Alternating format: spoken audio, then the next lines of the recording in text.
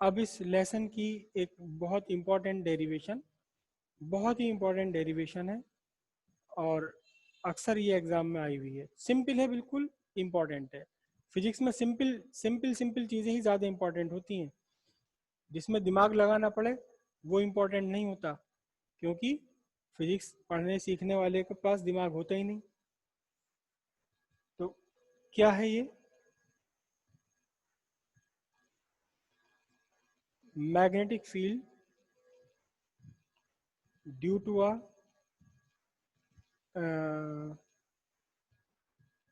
Current carrying loop.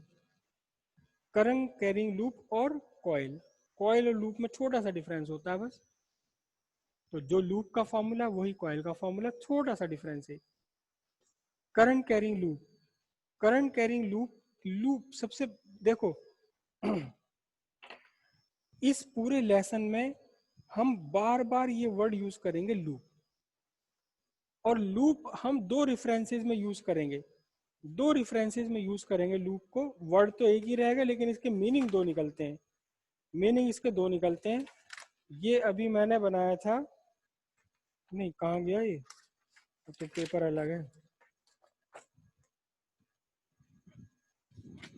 ये बनाए थे मैग्नेटिक फील्ड लाइंस, ये बनाई थी मैग्नेटिक फील्ड लाइंस किसकी, एक करंट कैरिंग कंडक्टर की। तो ये जो मैग्नेटिक फील्ड लाइंस है, इन मैग्नेटिक फील्ड लाइंस को, इन मैग्नेटिक फील्ड लाइंस को भी हम क्या कहते हैं, लूप ही कहते हैं। क्या कहते हैं एक्चुअली है, इन्हें हम बोलते हैं क्लोज्ड लूप, लेकिन कहते तो हैं लूप। लूप वर्ड का यूज हम इन मैग्नेटिक फील्ड लाइन से बने हुए क्लोज्ड कर्व के लिए भी यूज करेंगे। लूप लूप हम यूज करेंगे किसके लिए, closed curves of magnetic field lines. Magnetic field line की जो क्लोज कर्व है इनके लिए भी वर्ड हम यूज करेंगे लूप। और दूसरा लूप हम किसके लिए वर्ड वर्ड के लिए यूज करेंगे, दूसरा जो वर्ड यूज है इस वर्ड का, वो ये है। ये तार है मेरे पास एक, ये तार पूरा, ए लो जी, ये लूप बन गया। ये जो तार का छल्ला बना दिया आपने, ये जो ये बन गया है, ये लूप कहलाएगा। अब ये किसका लूप कहलाएगा, लूप ऑफ कंडक्टर। वो loop of magnetic field lines है, ये कहलाया जाएगा लूप ऑफ कंडक्टर। तो अब आपका एक लूप है, ये यहाँ लूप रखा हुआ है, इसको गोल गोल मानो आप इसे, आप इसे वो ना मानो कि ये वैसा है, कैसा, इरेगुलर शेप, ये गोल है बिल्कुल सर्कुलर, सर्कुलर लूप है। इस सर्कुलर लूप में आपने करंट भेज दी, इस सर्कुलर लूप में आपने करंट चला दी, तो इसके सेंटर पर कितना मैग्नेटिक फील्ड बनेगा, net magnetic field at the centre of A current carrying loop. पहले हम सेंटर के लिए फाइंड करेंगे और फिर कहीं और भी कहीं और भी फाइंड करेंगे। तो magnetic field due to current carrying loop और कॉइल एट इट्स सेंटर। ठीक है जी, सिंपल है, बिल्कुल बिल्कुल सिंपल डेरिवेशन है, बिल्कुल सिंपल डेरिवेशन है और सबसे ज़्यादा एग्जाम में ये आ रही है। हर दूसरे तीसरे साल घूम फिर के ये डेरिवेशन आ जाती है, पता नहीं क्यों इतनी पसंद है एग्जामिनर्स को ये डेरिवेशन। ये आपने एक लूप बनाया है, ठीक है, इस लूप की रेडियस है कैपिटल आर। अब ये मत सोचना जी ये तो लूप खुला हुआ था, ये तो लूप क्या है, चलो ठीक है आपने इस तार से यूं भेजा करंट वापस निकल कर आ गया, इसमें तो आपने सारा बंद कर दिया, कोई बात नहीं, करंट कैसे स्टेब्लिश की जा रही है उससे हमें मतलब नहीं।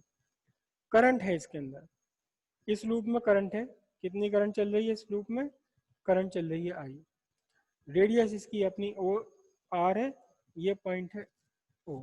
हमें फाइंड करना है कि पॉइंट ओ पर मैग्नेटिक फील्ड कितना है। तो मैंने क्या करा, ये एक पॉइंट लिया इसके सरकमफ्रेंस पर और इस पॉइंट के अराउंड एक छोटा सा कट मार लिया, ये पूरा लूप, और लूप में से एक छोटा सा पार्ट ए, बस इतना सा पार्ट दिख रहा है आपको, दिख रहा है, काला काला बना दिया मैंने, दिख रहा है नहीं, ये काला रंग कर दिया मैंने इसको, ब्लैक पेंट कर दिया, नहीं दिख रहा, चमक पड़ रही है लैंप की, अब दिख रहा होगा शायद, काला काला कर दिया मैंने इसको जरा, ठीक है। तो ये एक छोटा सा एलिमेंट यहाँ से कंसिडर कर लिया, जिसका अपना लेंथ है, एलिमेंट की कितनी लेंथ है, एलिमेंट की लेंथ है डीएल, एलिमेंट की लेंथ है कुल डीएल।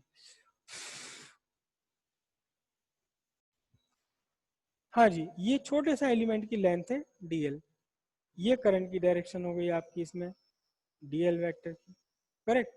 तो अब इसने छोटे से इस पार्ट ने पॉइंट ओ पर कितना मैग्नेटिक फील्ड इंड्यूस किया, मैग्नेटिक फील्ड कितना इंड्यूस किया, magnetic field induced by small element dl at the center of loop, ठीक है। तो dB is equal to mu naught upon 4 pi I D L sine theta upon R square, ठीक है। अच्छा, मैं vector vector मुझे लगाना है, लेकिन वेक्टर बाद में लगाऊंगा, अभी बिना वेक्टर के समझो। Mu naught upon 4 pi IDL, IDL. अब बता सकते हो थीटा कितना है ये, अभी यहाँ हमने जिक्र करा थीटा क्या क्या चीज़ है, थीटा क्या है, theta is the angle, theta is the angle between the direction of current and the line joining the current element two point P. Current element और पॉइंट पी को जोड़ने वाली लाइन और करंट की डायरेक्शन के बीच का एंगल है theta. तो कोई बता सकता है कि यहाँ थीटा कितना है, यहाँ यहाँ इस केस में थीटा कितना है, कोई बता पाएगा कितना है थीटा इस टाइम इस केस में।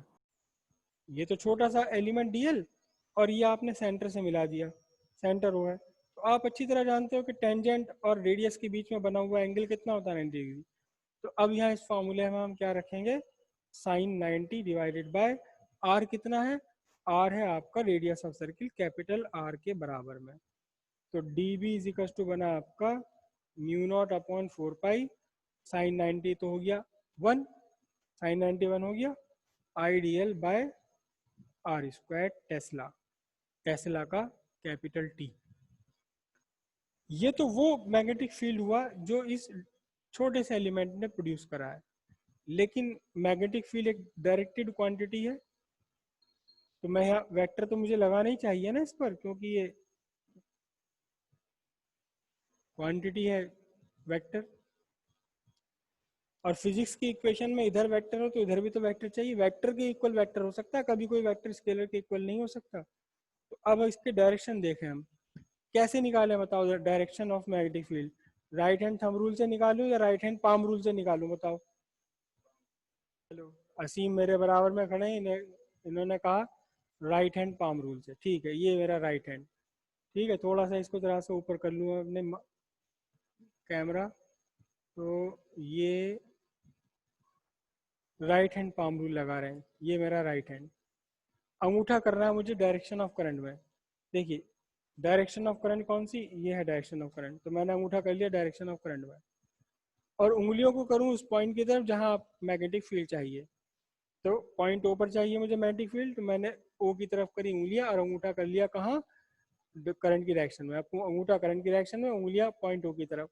तो अब जो पुश ऑफ द हैंड है, it gives the direction of magnetic field, नीचे से ऊपर की तरफ, नीचे से ऊपर की तरफ है। तो ये कैसे लिखेंगे हम, इसे लिखेंगे perpendicularly out of plane, perpendicularly out of plane, क्या लिखा जाएगा, परपेंडिकुलरली आउट ऑफ प्लेन। दोनों तरफ डायरेक्शन आ गई, इधर वर्ड्स में लिख दी डायरेक्शन, इधर वेक्टर बना दिया। अब देखना जरा ध्यान से देखना, जरा ध्यान से देखना, अगर मैं ये करंट एलिमेंट यहाँ ले लूँ, यहाँ ले लूँ डीएल, तो डीएल ये वाला छोटा सा करंट एलिमेंट भी कुछ ना कुछ मैग्नेटिक फील्ड प्रोड्यूस करेगा, कितना मैग्नेटिक फील्ड बनाएगा, ये वही mu naught upon 4 pi IDL IDL upon R square, यही मैग्नेटिक फील्ड। लेकिन डायरेक्शन क्या होगी इसकी, देखो इस वाले एलिमेंट ने जो मैग्नेटिक फील्ड बनाया सेंटर पर, इसकी डायरेक्शन फाइंड कर रहे हैं, वही राइट हैंड पाम रूल से।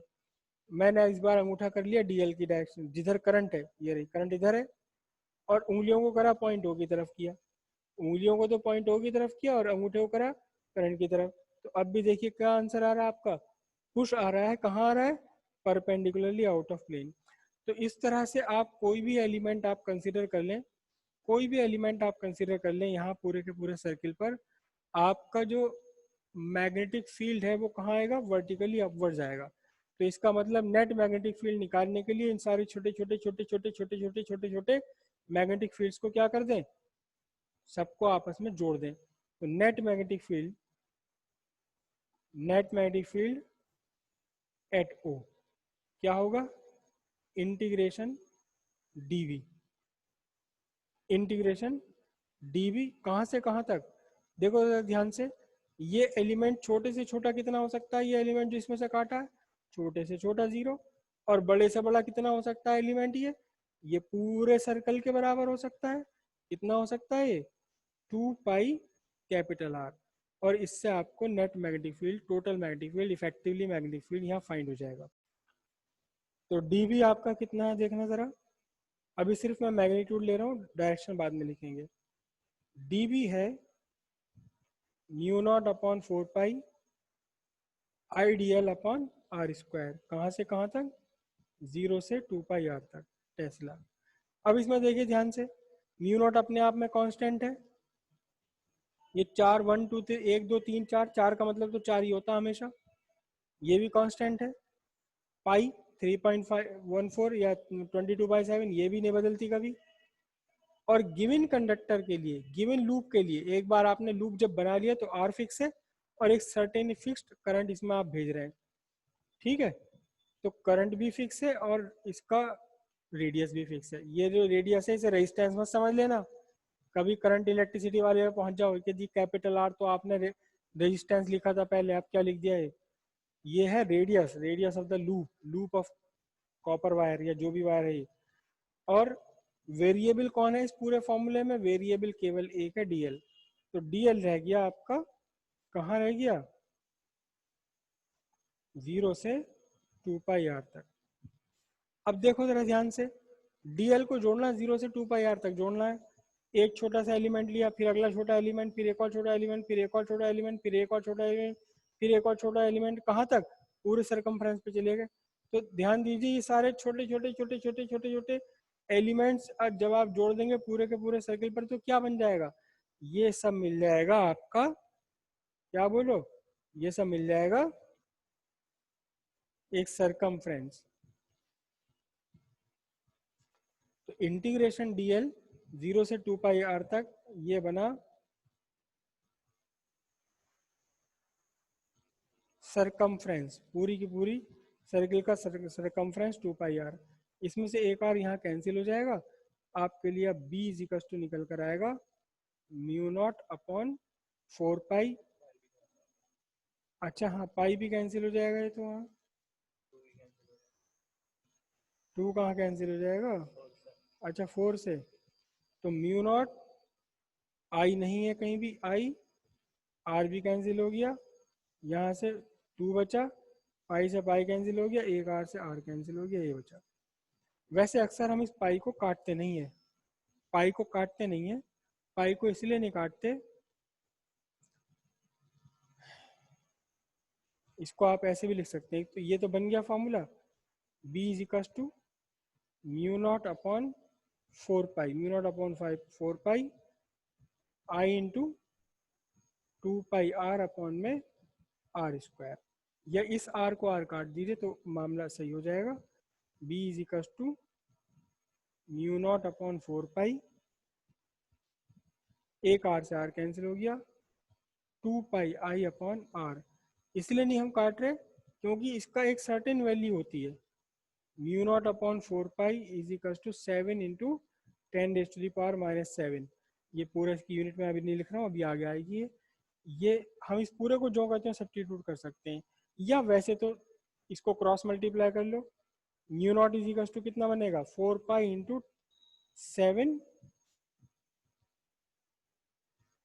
4 पाई इंटू 7 इंटू 10⁻⁻⁷, ये भी आप सब्स्टिट्यूट कर सकते हैं। तो आपके दो फार्मूले हो गए, पहला formula basic formula B equals mu not I upon 2r, सीधी बात है, जितनी ज़्यादा करंट फ्लो कराएंगे उतना स्ट्रॉन्ग मैग्नेटिक फील्ड, जितनी छोटी रेडियस होगी, जितनी छोटी रेडियस होगी उतना ही ज़्यादा मैग्नेटिक फील्ड यहाँ इंड्यूस हो जाएगा। क्लियर हो यहाँ तक की बात सबको, ये तो लूप का फार्मूला बना। Magnetic field due to loop on its centre at its centre is equal to mu naught, क्या कितना निकला था, mu naught upon 4 pi 2 pi upon R, R square नहीं आर है ये, ठीक है, टेस्ला। अब ये तो था पूरे के पूरे सर्किल का, ठीक है। अब magnetic field due to segment, segment of loop, loop का एक छोटा सा पार्ट अगर ले लें और उसका मैग्नेटिक फील्ड फाइंड करें तो कैसे होगा। ये आपका लूप, मैं लूप लूप लूप पूरा बना रहा हूँ डॉटेड, और जितना सेगमेंट हम कंसीडर करेंगे उतना सेगमेंट ड्रॉ कर दूंगा मैं कंटिन्यूस लाइन से।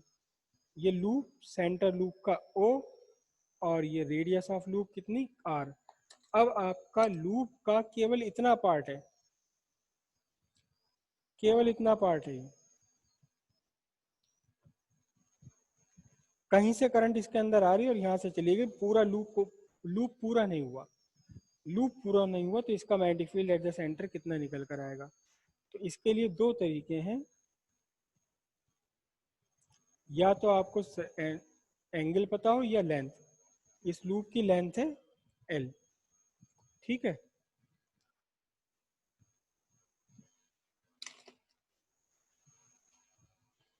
फॉर लेंथ एल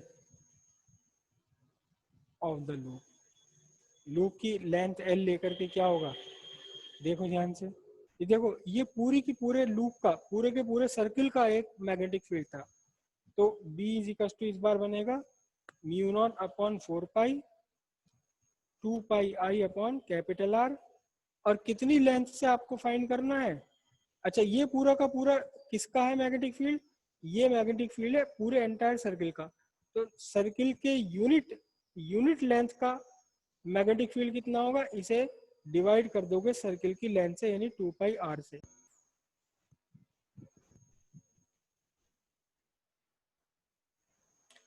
तो ये मैग्नेटिक फील्ड है, ये मैग्नेटिक फील्ड है पूरे सर्किल का। तो यूनिट पर यूनिट लेंथ कितना आया, मल्टी डिवाइड कर दो 2 पाई आर से टोटल लेंथ से, और जब एल लेंथ का निकालना तो एल से और मल्टीप्लाई कर दीजिए यहाँ, है ना। अब आपका ये बन जाएगा म्यू नॉट, ये वाला 2 पाई अब आप यहाँ से कैंसिल कर सकते हैं, म्यू नॉट अपॉन 4 पाई, बोलो, I L upon R square tesla, ठीक है।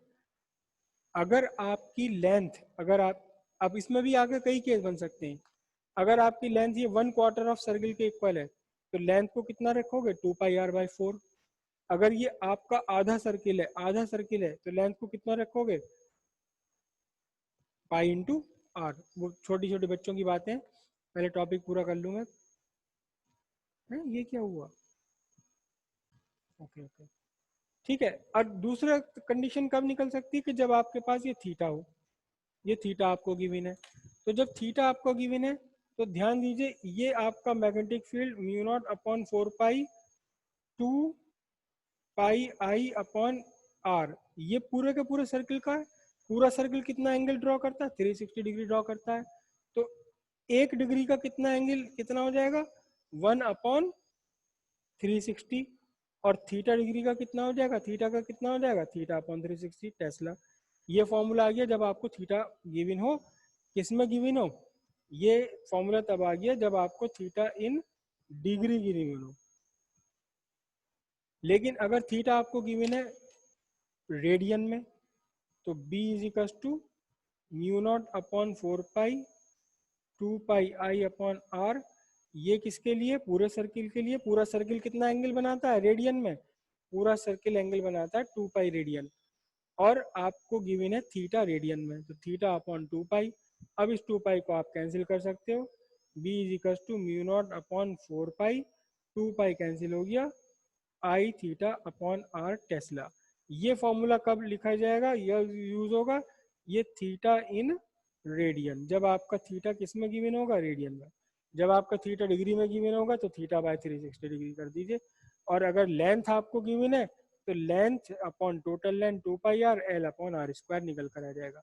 सारे के सारे फॉर्मूले आ गए। इसका एक छोटा सा एग्जाम्पल ले लेता हूँ मैं, छोटा सा एग्जाम्पल, अगर टाइम अलाउड हुआ तो, वैसे तो नहीं हो रहा। जैसे ये है आपका, और ये लूप है, करंट आई, ये 0 और ये आर। तो यहाँ मैग्नेटिक फील्ड अब कितना है, कुल मिलाकर मैग्नेटिक फील्ड, ये पूरा नहीं हो पाएगा टॉपिक, चलो कल कर लेंगे इसे हम।